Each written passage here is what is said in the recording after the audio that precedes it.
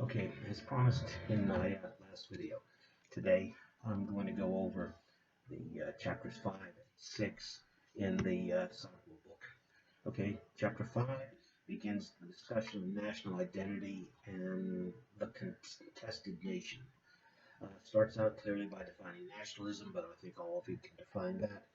But then it makes this interesting distinction between the, the Russian nation state as a Russian national entity and the Russian Federation, which becomes a much more inclusive term, and the ongoing argument between Roski and Ruski. And so look at those two terms, Rossiski, Rossiski, okay? And the other one, Ruski, Ruski. These two terms are important to understand, and so know what they are and know the difference between them and why they are important for the development of the Russian Federation. Um, the next page 68, the second full paragraph talks about the Russian civic identity and know what that means and be able to cite examples of that. Again, that gets to the problem of the type of government that's going to be created, the type of political system when you have so many different nationalities there. Remember, I cite Lenin, his description of the Tsarist Empire, the prison house of nations. And when the Bolsheviks came to power, they talked about giving all the nationalities their own um, independence and that you would join the Soviet Union voluntarily. Well, we all know that was not the case because the Red Army forced many of those nationalities to rejoin the new empire, the Soviet Union. Um, but this is important because as the Soviet Union collapsed and Yeltsin, as the president in Russia, had been pushing for all of the parts of the Soviet Union to take as much power as possible, and so this tension here is inherent in the nature of uh, the Russian Federation. All right. In the next page, 69, he introduces a concept which called de-Russification. Now, we've talked about Russification through the Tsarist period, even through the Soviet era. But read this section and be sure you can define what the author means by de-Russification. And further down on that page, we have talked about the Gulag archipelago, but she introduces a different concept of an archipelago, a territorial and cultural archipelago. So I want you to read that section and understand what she means by a territorial and cultural archipelago. All right.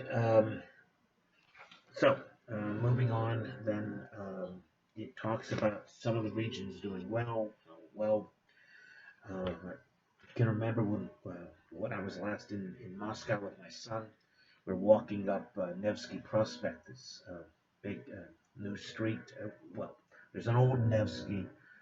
I'm sorry, Novy Arbat. No, Arbat is an old street in Moscow, but Novy Arbat, meaning New Arbat, is a newer street that the Soviets put in. We were walking up that street. I said, "Look up around here. What does this street make you think of?" And this was, I think, 2002 or three. He looked up and he said, with all these neon lights, it looks like Las Vegas. And I said, yeah, many of those neon lights at that time were casinos. So much of the wealth in Russia is concentrated in Moscow, and that leads to this enormous disparity.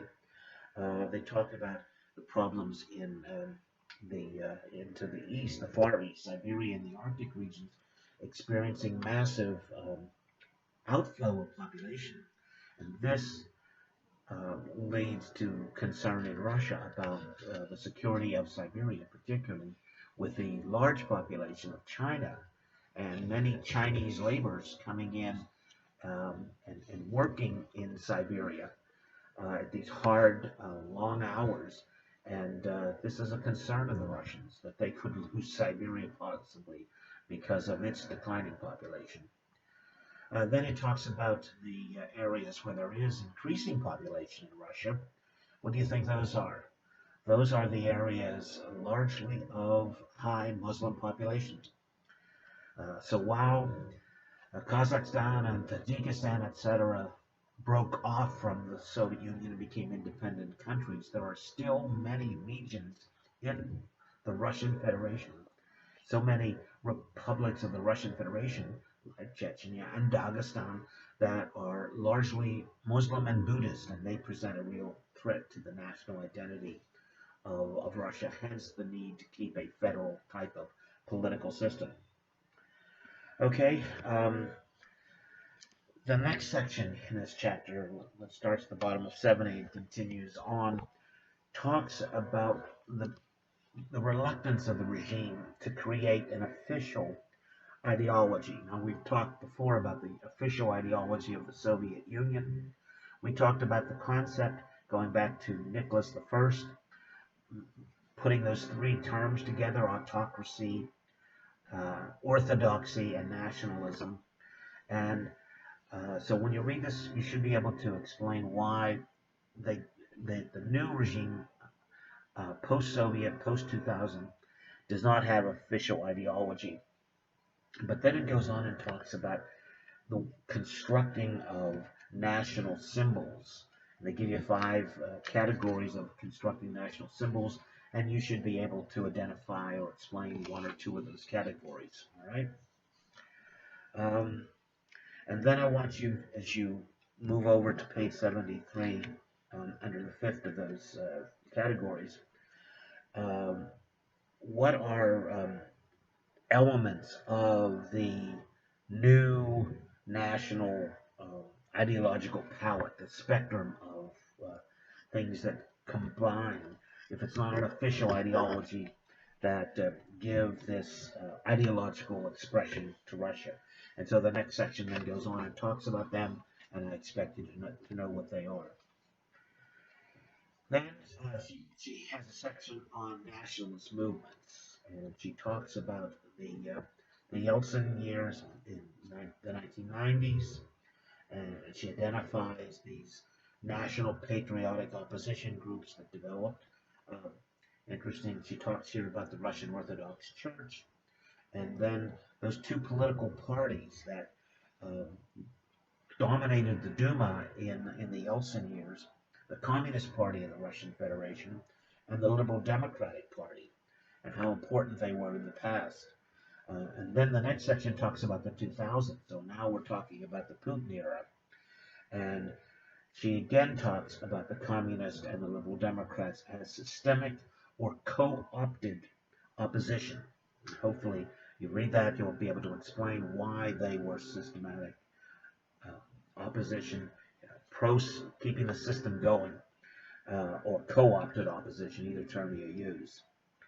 Then she talks about the new generation of nationalists that could possibly be a problem in Russia, and know what she means by this new generation of nationalists and why they would be a concern. Then it goes on to talk about the 2011, 2014, the beginning of these protests throughout the country. Here's the first time she talks about Alexei Navalny, um, and you need to know who he is. I've mentioned that before. He's the principal opposition spokesperson, generally thought to be somewhat liberal, except he does have a lot of, as the text here talks about, xenophobic qualities. He's very much pro-Russian, pro-Slavic, and very concerned about immigrants and other non-Slavic groups that are in the Russian Federation. All right. And then the section talks about this dual opposition of these nationalists and liberals, how they were destroyed by the Ukrainian crisis and the seizure of Crimea. And you need to know how that happened and what are the elements of that happened there. All right, over on 77, she talks about this interplay of nationhood and non-nation state nationalism. She talks about this interesting group, the Night Wolves, this motorcycle gang that is a big supporter of Putin. She talks about how they blend um, or bring out heavy doses of nationalism and anti-Americanism, and I love the way she phrases it, this Putin's personality cult and religious orthodoxy. That's and a heavy blending of biker culture.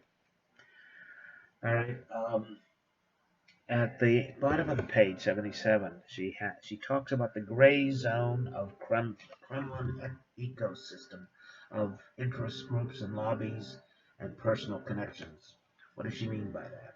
As you know, uh, that so much of Russian politics is not dependent upon the formal government structures, but it's about the process of connection and followers and who's following whom. Um, okay, and then at the bottom of 78, she talks about the Kremlin's efforts at co-opting and how they um, tend to co-opt these new movements and new ideas and use them as their own for the legitimacy of the regime. So know some of the examples of how that takes place.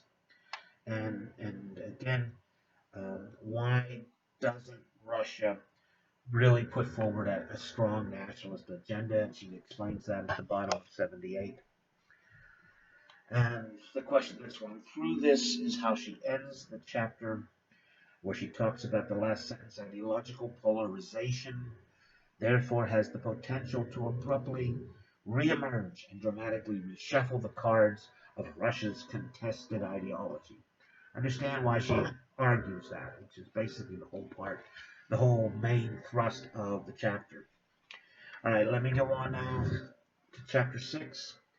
Graham Robinson's discussion of protest, civil society, and informal politics. And we know that much of Russia's politics are informal politics.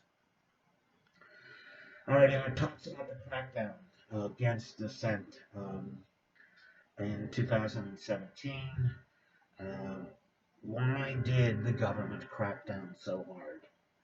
Um, why was that so, particularly in 2017, so important to the regime?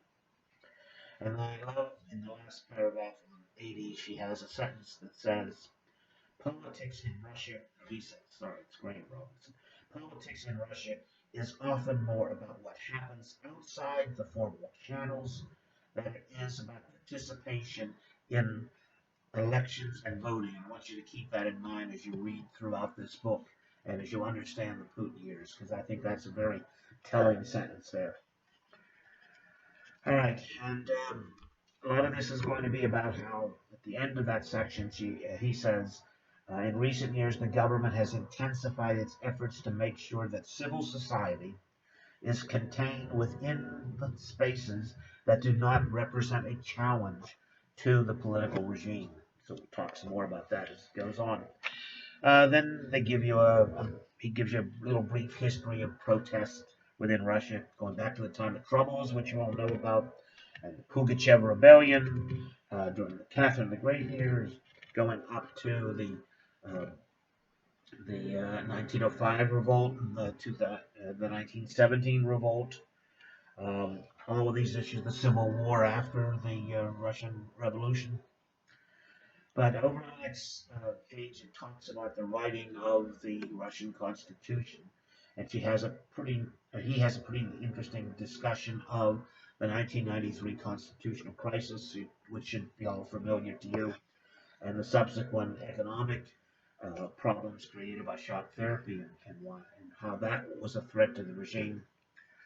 Um, so the interesting question here is then why, given the chaos of the 90s and this disruption, why did the protest against Yeltsin in the 90s have so little impact, of so little political consequences, is the term he uses? So understand that and be able to explain that. Then they talk about this ethnic and regional politics and contention. Um, and remember, the Russian Federation is made up of many, many different units, republics, oblasts, that are based, 27 of, I think, the 85 elements of the Russian Federation are based on nationality. Most of them, they've been able to reach accommodations. The regime has bought off the leadership in those regions, with the principal exception of Chechnya. She talks about the struggle in Chechnya. We talked about that. Um, and there is a brief description there about some of the major terrorist incidents, most of which I have covered in my lecture. The school siege in Beslan, the Moscow theater siege, the apartment bombings, bombings in subways, at rock concerts, hospitals, trains, etc.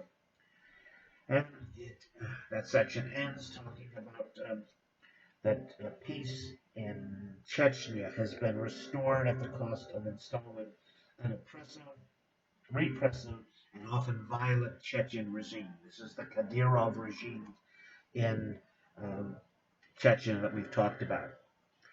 And in short, the last question is, why has the bloody Chechen conflict made the environment much more difficult for democracy in Russia? Think about that. Go back and review that section, because that's a very good test question, I think. Then it continues talking about the element of protest and the regime, Putin's regime's efforts to co-opt the protest.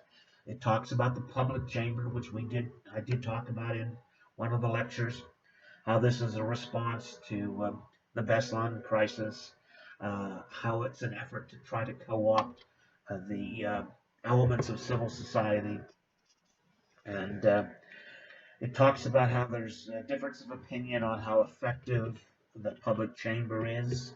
So know the arguments in favor or opposed to it. Then up at 86, it begins talking about the history of protest against Putin, going back to the very first public protest in January 2005, and that I have covered. That was the street protest largely of the elderly and veterans, where the regime was attempting to do away with benefits in kind, free public transportation, and give the poorer recipients, the elderly and pensions, have them a certain cash amount and replace the in-kind service by cash payments. And that created a lot of disruption by the elderly. Then they talk about the non-systemic opposition in this phrase that's come out in several of the articles, talking about how there are parliamentary parties that have been co-opted, such as the Communist and the Liberal Democrats, but that there is also protest from nationalist groups on the extreme right, as well as some groups on the left. And then he goes on and talks about this organization called Other Russia, which I have mentioned before in the lectures, and it's clearly in the Myers book. Other Russia is this conglomeration, amalgam of all sorts of different groups that came out in protest in '06 and '07. Talks about the Decentrist March, which I've talked about in one of my lectures. Also talks about environmental groups that are opposed. This Great Lake in Siberia, Lake Baikal, is being its environment is being destroyed. It talks about the protest over the Khimki forest, and how this is developing and is a threat.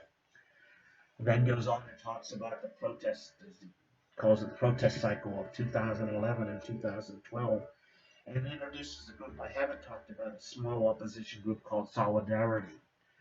And that's an interesting term, because the first mention of a group called Solidarity was in Poland in the years right before the collapse of the Eastern Bloc. And this was a national trade union movement started by people in the shipbuilding area of Gdansk, Poland. And you may have heard of Lech Walesa, went on to be president of Poland for a short period of time. This was a group that was trying to overthrow the communist government in Poland. Now, this is a group, a small group, as unfortunately most of these dissenting groups are, that has at least taken the name to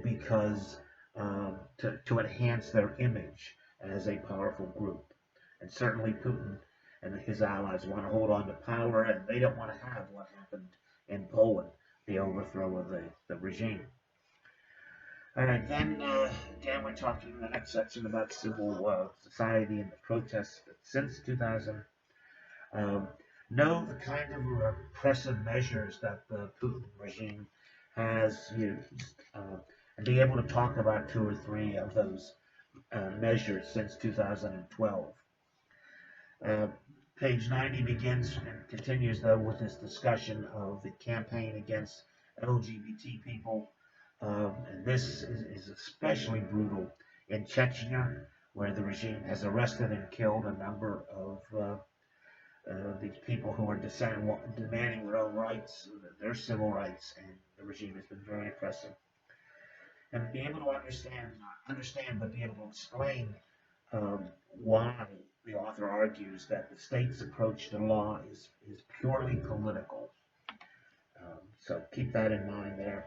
They go on and they mention Golos, the organization for monitoring campaigns. They talk about the Levada Center, which is an independent and well-respected in the West public opinion polling agency. They talk about the Human Rights Group Memorial, which was created back in the last years of the Soviet Union to keep the memory of the victims of Soviet repression alive. Next goes on talking about Navalny, and here they cite his famous quote that United Russia is the party of crooks and thieves. And the author says that's a label that has struck and has become common currency among the opposition. You also should be able to explain why the political campaign to impose order and marginalize the opposition has been, as he says, tremendously helped by events in Ukraine and the Putin administration response. How did the events in Ukraine help to the regime reimpose order and marginalize the opposition? The next big section is the discussion, the protest that I haven't covered yet in the lectures, because I'm up to 2012, but the protest in 2018, 2017, how it is continuing. I want you to understand that, and the origins of that. And then at the end, I want you to be able to, under the conclusion, which you should always read, when it talks about the future seeming less certain, why is the author arguing that while they have been able to crack down on the opposition, they have co-opted opposition, in a broader sense, why does the future of Russia look less certain? Keep that in mind as concluding to that chapter. All right, so that's 2 chapters. In the next few days, I'll put up a couple more chapters. Keep reading the book. I'll be highlighting the points, but what I highlight in these video discussions should be things that you've already looked at, and as you read through, you begin to know what I'm looking for. Key concepts. When an author says there are 3 reasons, you ought to know what those 3 reasons are for an event, for a development, etc. And the patterns will keep repeating itself because these are the things that I will highlight.